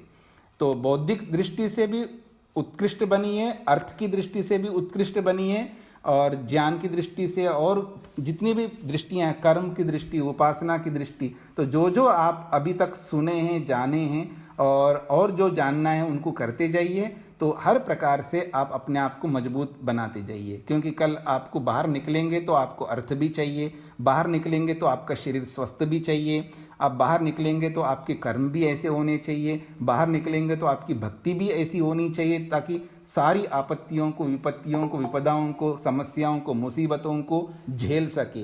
क्योंकि अभी आप 3 4 5 लोगों को झेल रहे हो, तो बाहर निकलते हैं तो सैकड़ों को झेलना पड़ता है। तो वो शक्ति, वो सामर्थ्य, ये सब आपके अंदर होने चाहिए। इन सब के लिए आप तैयारी कर लीजिएगा। जी, धन्यवाद स्वामी जी। जी जी। प्रणाम जी ओम। हाँ जी, राकेश जी बताइए। स्वामी जी, आपने बताया कि जैसे यज्ञ हम अपनी पत्नी के लिए भी कर सकते हैं। हाँ जी। तो उसका फल जो है वो उसको मिलेगा। जी। तो मैं जानना चाहता था, जैसे कि पत्नी के लिए किया जा सकता है, क्या मेरे माता पिता किसी अन्य के लिए भी कर सकते हैं? हाँ, और कोई। दूसरा जी जी। इसके साथ ही मैं जानना चाहता था, जैसे कि हम मानते हैं कि जो कर्म करता है फल उसी को मिलता है। जी जी। तो इससे तो कर्म मैंने किया और फल मेरी पत्नी को मिल रहा है कि मैं उसके बिहाफ पर कर रहा हूँ या अपने माता पिता के बिहाफ पे कर रहा हूँ। और एक मेरा क्वेश्चन ये है। दूसरा क्वेश्चन ये है कि जैसे हम यज्ञ करते हैं, मैंने अकेले ही करना है, तो मैं आहुतियां कैसे दूंगा? घी की आहुति और सामग्री की आहुति मैं अकेला कैसे दूंगा, अगर मैं अकेला करना चाहता हूं? जी, हो गए आपके प्रश्न? हाँ जी। हाँ, पहले छोटा प्रश्न का उत्तर देता हूँ कि अगर आप अकेले यज्ञ कर रहे हैं तो सामग्री भी कैसे दूं, अकेला घी कैसे दूं? सामग्री का अर्थ मैंने यज्ञ में बोला था, यज्ञ के मंत्रों की व्याख्या में, उनको जरूर आप सुनिएगा। जो यज्ञ करने वाले उनको सबको सुनना चाहिए। सामग्री का मतलब केवल वो नहीं है जो आजकल जो सामग्री बनाए। सामग्री का मतलब घी भी सामग्री है, जो आजकल जो भी बनाते हैं लोग वो भी सामग्री है। आप हलवा या जो भी प्रसाद के नाम से जो यज्ञवेदी में डालते हैं, जो कुछ भी आहुति के रूप में डालते हैं, उन सबको सामग्री कहते हैं। और कोई जरूरी नहीं है वो सामग्री भी डालो और घी भी डालो, एक ही चीज डालिएगा ना। घी से करो तो आप पूरा यज्ञ आप कर सकते हैं। और बिल्कुल जरूरी नहीं है वो सामग्री जो है आपको डाले। यानी कई लोग जो है ना, एक आहुति घी की देते हैं, फिर दूसरी आहुति सामग्री की देते हैं। उनको ये जानकारी नहीं होती, उनको लगता है कि शायद पूरा पुण्य हमको ना मिले, इसलिए सामग्री भी देना चाहते हैं, घी भी डालना चाहते हैं, और बीच बीच में कुछ हलवा भी डालते हैं, बीच बीच में कुछ मेवे भी डालते हैं। ऐसा कोई ज़रूरी नहीं है, एक सामग्री रख सकते हो। चाहे आप घी डालते हैं तो घी में बहुत कुछ मिला सकते, जैसे जायफल, जावित्री, केसर, ये सब डाल सकते हैं उसके अंदर। मतलब उसको घी को बनाना पड़ता है, तैयार करना पड़ता है, तो सब मुख्य मुख्य चीज़ जो है घी में आ जाते हैं, तो उसी का दे दीजिएगा। और कभी बीच में आप औषधि कुछ डालना चाहते हैं तो उसमें डाल सकते हैं, जैसे ब्राह्मी है, शंखपुष्पी है, ऐसी चीज़ें बीच बीच में आप डाल सकते हैं, कोई दिक्कत नहीं है। पर एक ही चीज़ आप डालना चाहे, अकेले कर रहे हैं तो आप केवल घी से करिएगा। घी में कुछ चीज़ें, उत्तम पदार्थ मिला सकते हैं जो मिलने योग्य हैं, उसके साथ में आप कर सकते हैं। और पहला जो प्रश्न आपका था कि दूसरे के लिए हम करते हैं तो जो करता फल उसी को मिलता है। जैसे यज्ञ, आपको एक उदाहरण दे रहा हूँ, किसी व्यक्ति को यज्ञ के मंत्र नहीं आते हैं, पूरा यज्ञ जो है पुरोहित करता है, बस वो केवल उससे आहुतियाँ दिलवाता है, बस इतनी है। लेकिन सारा कर्म कांड जो है ना, जो भी करना होता है वो पुरोहित करता है। लेकिन करता किसके लिए? यजमान के लिए। तो यजमान के लिए करता तो उस यजमान को फल मिलेगा। और यज्ञ करने का जो कराया यजमान ने, उसको उसका प्रतिफल देता है ना यजमान, दक्षिणा के रूप में। अगर आप नहीं देंगे तो उसका दंड आपको भगवान दे देगा। ये बहुत कम दोगे पुरोहित को तो भी दंड देगा, ज़्यादा तो आप बिल्कुल नहीं देते हो। आप क्या, कोई नहीं देते हैं। जैसे आप लोग बोलते हैं ना, माता पिता का ऋण चुका नहीं सकते हैं, तो ऐसे ही गुरु का भी ऋण नहीं चुका सकते हैं। ना अध्यापक का, ना माता पिता का, किसी का ऋण कोई नहीं चुका सकता है। जितना कर सकते उतना कर लेंगे, बचा हुआ दंड भगवान देगा। अधिक दे दिया जी तो हमारी क्षतिपूर्ति भगवान कर देगा, हमने ज़्यादा दे दिया तो कुछ कम कर देगा कहीं, ऐसे ज़्यादा तो कोई नहीं देता है। समझ लीजिए। तो इस दृष्टिकोण से यज्ञ करने वाले को भी मिलता है और जिसके लिए करते हैं उसके लिए भी मिलता है। ये सब शास्त्रोक्त है। उचित अनुचित आप या मैं तय नहीं करते हैं, वो परमात्मा तय करते हैं। ये ऋषि लोग परमात्मा के अनुरूप तय करते हैं। तो ये परमात्मा का आदेश है। ऋषियों का कथन है कि जब कोई व्यक्ति असहाय हो गया है, रुग्ण हो गया है, खाट पकड़ा हुआ है, वो कोई क्रिया नहीं कर सकता है, तो ऐसे व्यक्ति के लिए भी प्रावधान वहाँ पर है कि ऐसी परिस्थिति विपत्ति आ जाए तब उनके लिए हम दूसरों से यज्ञ करवाते हैं। तो ऐसा शास्त्रों में विधान है जी। स्वामी जी, जैसे हम किसी विद्वान से कराते हैं जी। तो उसमें मैनेज तो सारा कुछ मैं कर रहा हूँ कि मैंने ही सारे सामग्री ला कर दी, मैंने हवन का सारा उसका अरेंज किया, तो वो तो ठीक है कि उसका फल मुझे मिलेगा। लेकिन ऑन बिहाफ ऑफ मैं अपनी पत्नी की, अपने माता पिता के लिए करता हूँ जी। तो उसमें उनका तो कोई पार्टिसिपेशन है ही नहीं, नहीं तो है। मेरी तरफ से किया जा रहा है, मैं फल मांग रहा हूँ। ये तो एक वो हो गया ना कि मेरी प्रार्थना है ईश्वर से कि इसका फल उनको मिले। नहीं, वो आपके लिए नहीं कर रहे हो ना। देखिए, आपकी भावना ऐसा है नहीं कि मेरे लिए कर रहा हूं। कोई कर्म किसी दूसरे के लिए भी किसी दूसरे के लिए भी तो हम कर्म करते हैं ना। जैसे जो आप भोजन, वस्त्र, ये वो सब कुछ अपने बच्चों को दे रहे नहीं दे रहे हो? कर्म आपने किया तो आप ही भोगो ना, उनको क्यों दे रहे हो आप?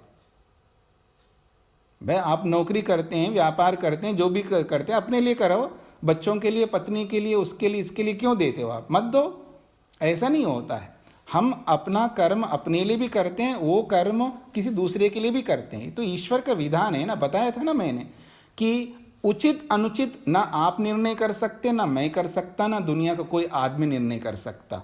उचित अनुचित, धर्म अधर्म, ये सब ईश्वर निर्धारण करता है, वहीं से चलता है। तो जब ईश्वर का आदेश है, आप विकट परिस्थिति में दूसरे के लिए भी कर्म कर सकते हो, तो जो क्रिया करते हो, यज्ञ रूपी जो क्रिया, उसका फल आपको अलग मिलेगा करने का, लेकिन जिस उद्देश्य के लिए कर्म कर रहे हो, उस उद्देश्य का फल उसको मिलेगा।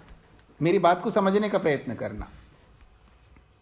और आप ये जो अग्निहोत्र की बात कर रहे हो, तो कोई बात नहीं है। आप बड़े बड़े याग देखेंगे ना, वहाँ अध्वर्यु सारी क्रियाएं करता, आहुति भी वही डालता है, यजमान तो खाली बैठा रहता है वहाँ पर। अभी आपने यज्ञ याग आदियों को देखा नहीं कभी। अगर आपको देखना हो तो कभी बता देना, कभी कहीं हो रहा हो तो आप सबको ले चलूँगा मैं वहाँ पर। हाँ, अब फिर दिखाऊँगा आपको क्या होता क्या है। तो यजमान तो बैठा रहता वहाँ पर, कुछ थोड़ी बहुत क्रियाएं करता, अधिकांश क्रियाएं तो पुरोहित लोग ही कर रहे होते बड़े बड़े याग में। यजमान तो वहाँ बस यजमान के रूप में बैठा रहता है। तो ऐसा नहीं है कि वो सब कुछ वही करता हो, ऐसा नहीं है। और बड़े बड़े यागों में यजमान कोई होता है, उसका सामग्री आदि जो अर्थ की व्यवस्था करने वाला कोई होता है, ऐसे अलग अलग होते हैं। और जिसके जितना अंश होता है उतना फल सबको मिलता है, ऐसे समझ लीजिएगा जी। राकेश जी, स्पष्ट हो गया? नहीं स्वामी जी, फिर इसका मतलब जो पौराणिक विद्वान कहते हैं कि हम आपके लिए ये यज्ञ करेंगे या ऐसा उपाय करेंगे, तो वो भी ठीक है? इसका मतलब वो कर सकते हैं? बिल्कुल नहीं। मैंने कहा आपत्ति में, अगर किसी की पत्नी या किसी का पति या किसी के माँ बाप खाट पकड़े हैं, कुछ नहीं कर सकते हैं, उस स्थिति में उनके लिए किया जाता है। ऐसे नहीं आप बिल्कुल ठीक ठाक हो, स्वामी जी मेरे लिए प्रार्थना कर देना, ऐसे बहुत सारे लोग बोलते हैं। हम लोग तो सर्वे भवन्तु सुखिनः प्रार्थनाएं करते हैं सबके लिए, तो उनके लिए भी करते हैं। याद रखना, आप मेरी बातों को कोई सुन रहे हो तो समझने का प्रयत्न करना। आप में से भी कई लोग कहते जी स्वामी जी मेरे लिए प्रार्थना करो, तो मैं भी कहता हूँ हाँ जी करूँगा, लेकिन उनके लिए पर्टिकुलर अलग से कोई प्रार्थना मैं नहीं करता। किसी को बुरा ना लगे, मैं सबके लिए करता हूँ, सब में वो भी आ जाते हैं। ठीक है जी, प्रार्थना तो सबको करनी चाहिए, आपको भी करनी चाहिए, मेरे को भी करनी चाहिए। मैं सबके लिए प्रार्थना करता हूँ, तो उन सब में वो भी आते हैं। स्पेशल बैठ करके अलग से उस व्यक्ति अकेले के लिए मैं कोई प्रार्थना नहीं करता हूँ।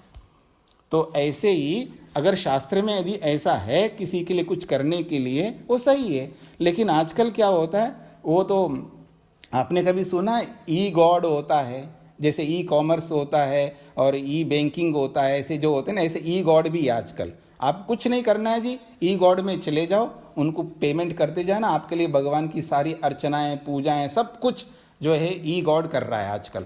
तो वो सब हमारे आलस्य प्रमाद के कारण से सब होते हैं। वैसा किसी को कुछ नहीं मिलने वाला है, जो कर्म करता है उसी को फल मिलता है।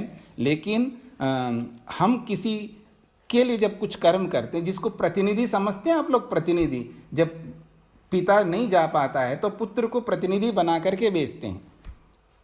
वो विकल्प होता है, हर जगह नहीं होता है, हर परिस्थिति में नहीं होता। तो कभी प्रतिनिधि बनता है तो प्रतिनिधि बनने का अलग फल है, और जिसका वो प्रतिनिधि बनता है उसका फल अलग होता है।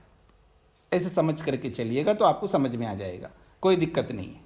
जी हाँ, हाँ सिर्फ आपत्ति काल में ही किया जा सकता है कि हाँ, और क्या। आप क्या समझते हो कि आपकी श्रीमती जो है आपके लिए अवन रोज करे और आप जॉब पे चले जाए? ऐसा नहीं हो सकता है। राइट, बिल्कुल जी। ठीक है स्वामी जी, धन्यवाद। जी हाँ, शेखर जी बोलिएगा। प्रणाम स्वामी जी।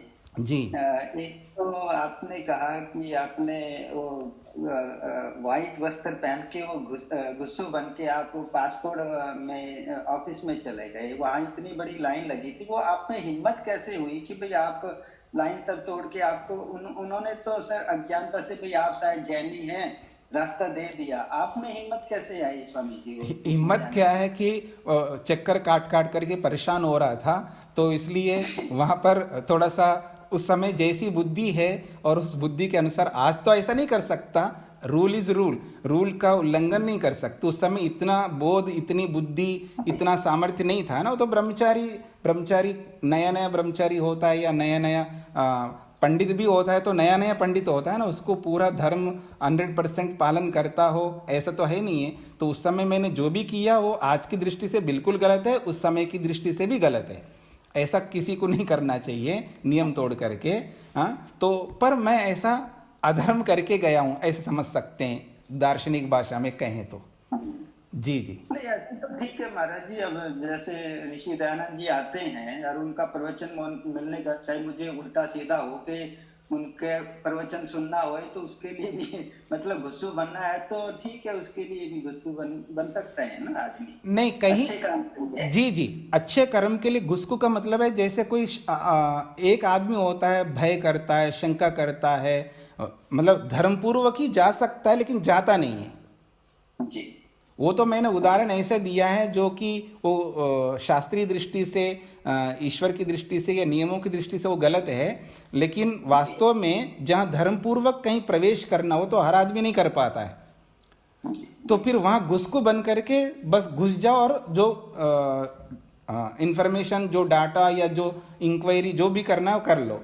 तो एक घुसको बन करके करता है, एक किसको बन करके रह जाता है, ऐसे समझ सकते हैं। जी हाँ जी स्वामी जी, मेरा एक मेन क्वेश्चन है स्वामी जी, वो तो मजाक में पूछ भी रहा था, और क्या उसमें मानसिकता थी वो भी जानने जैसी अच्छी बात थी।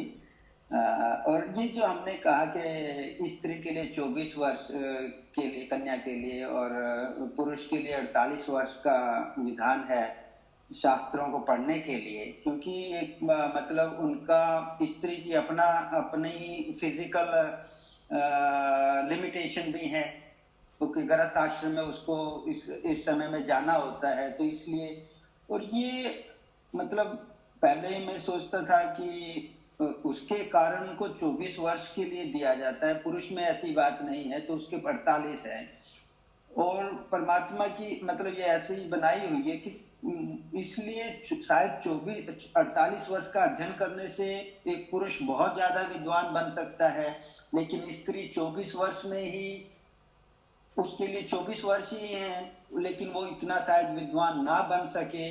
इस दृष्टि से, और इसीलिए हमारे ऋषि मुनियों को देखते हैं कि बहुत ज्यादा मतलब पुरुष ऋषि हैं, वैसे दूसरी महिलाएं भी मतलब ऋषि हैं, बट कम है।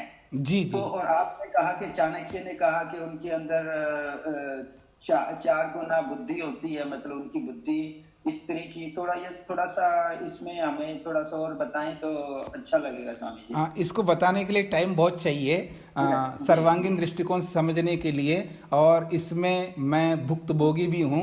जब भी ये विषय लेकर के बोलता हूँ, दोनों पक्ष वाले नाराज होते हैं।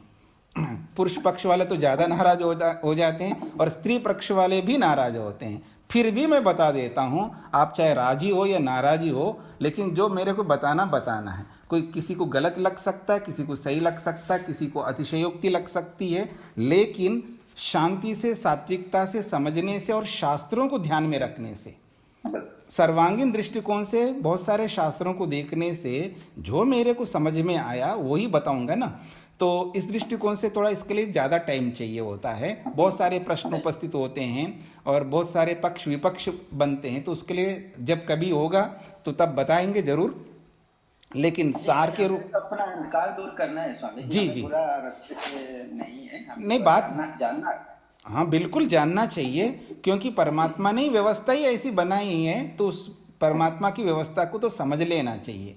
केवल स्त्री होने के नाते वो स्त्री बड़ी होती है, पुरुष होने के नाते पुरुष साधारण हो जाता, ऐसा नहीं है। स्त्री भी निम्न हो सकती है और पुरुष भी निम्न हो सकता है, दोनों उत्कृष्ट हो सकते हैं, दोनों निकृष्ट हो सकते हैं, एक केवल योग्यताओं के ऊपर है।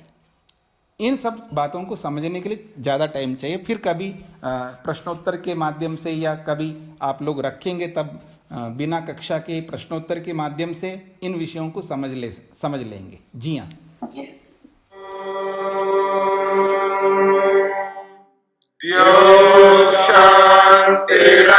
शांतिरंतरिक्षं शांति पृथिवी शांतिरापः शांतिरोषधयः शांतिः वनस्पतयः शांतिर्विश्वे देवाः शांतिर्ब्रह्म शांति सर्वं शांति शांतिरेव शांति क्षमा शांतिरेधि ओम शांति शांति शांति।